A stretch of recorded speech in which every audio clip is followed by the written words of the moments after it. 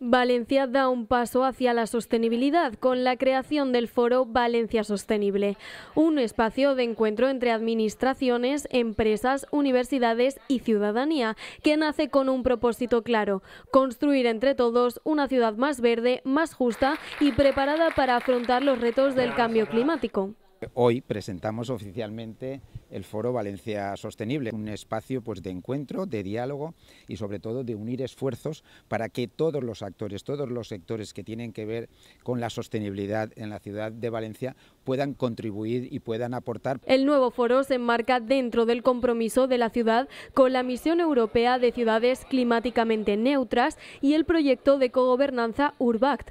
La propuesta se ha presentado oficialmente hoy mismo en el Bioparc de Valencia, un entorno que simboliza la biodiversidad dentro de un lugar urbano.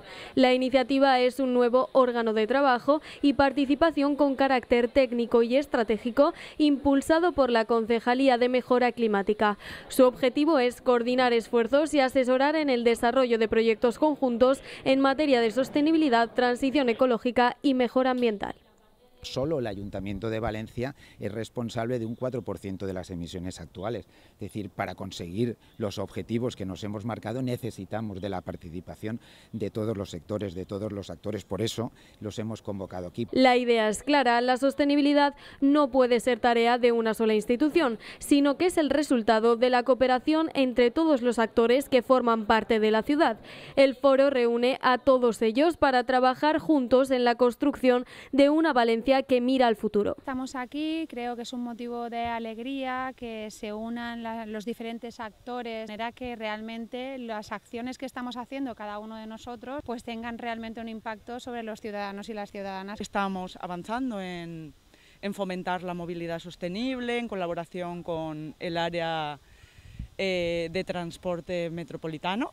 Pero también es una oportunidad para mejorar la calidad de vida, generar nuevas oportunidades de empleo y avanzar hacia una economía más verde. Desde el ámbito empresarial se ha resaltado la importancia de impulsar la sostenibilidad mediante una colaboración estrecha entre el sector público y el privado.